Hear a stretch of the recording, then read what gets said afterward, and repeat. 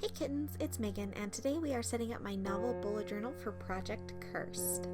I have been using my regular bullet journal to plan things out in the past, but I feel like I've been kind of splitting my focus, and I generally like a very small space for my weekly planning, but when it comes to getting everything set up for my novel, I want to be able to take as much space as I need, and this is where the journal comes in. This is the Archer and Olive A5 Forest Night dot grid notebook, link in the description below.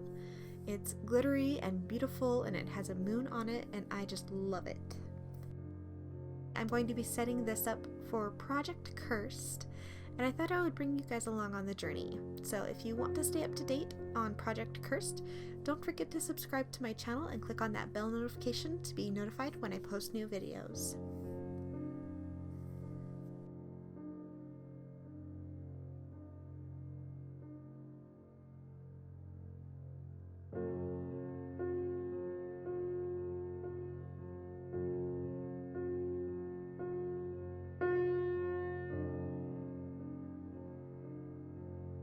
I tend to skip the first page of the journal because it kind of sucks how it's glued together, but it doesn't really matter. The next page is going to be the simple index.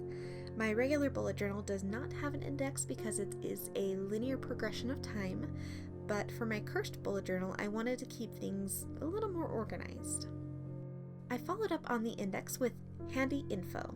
This is where I plan on including my Scrivener information such as location, activation code, backup locations. I'm also going to include information on beta readers and vault info.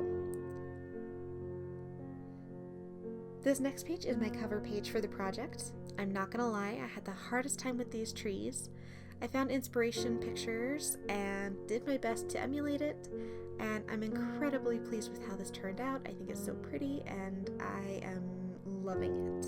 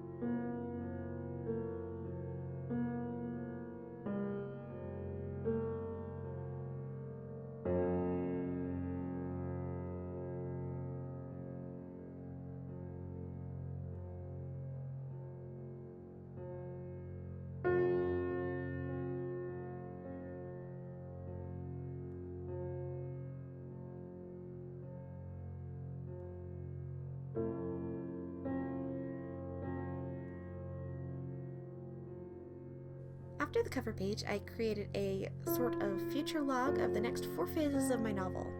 I got inspiration for this by watching a video by Rachel Stephen, which I will link below, and these are sort of brain dump pages for the things I want to accomplish during each phase, an overview, if you will.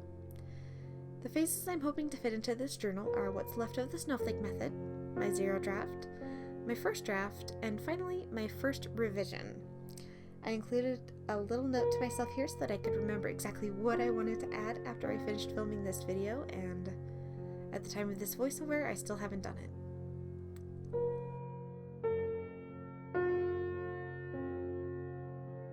Moving on to the start of phase 1, I added a relatively simple cover page to separate it from the beginning of my journal, and then after that I added a page for an overview of the project and listed the 8 steps of the snowflake method that I include in the outlining stage, which is what this stage really is.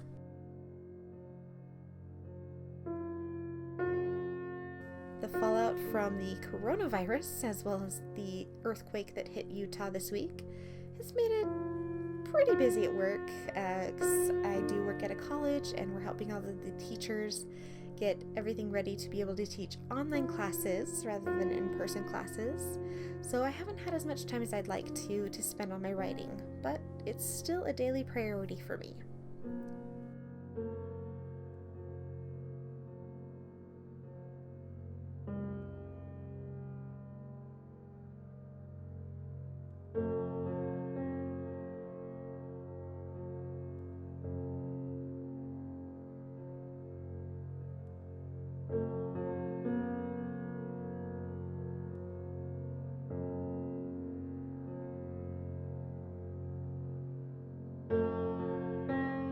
The next page is my monthly tracker for where I write and what I accomplish. I left 2 pages for this, but since it is more than halfway through the month, I only anticipate using 1, and I really can't wait to see what kind of information I can get from this, because I am interested to see how and where I write best. The last page I'm outlining is my rewards page for step 5 of the snowflake. I like to incentivize my planning because it can sometimes be a chore, but it's always worth it in the end because it keeps me motivated and going on my project. So for each character I write a summary for, I get to choose a small reward that excites me to keep me going. After this, I will be doing daily logs, but that will be another video.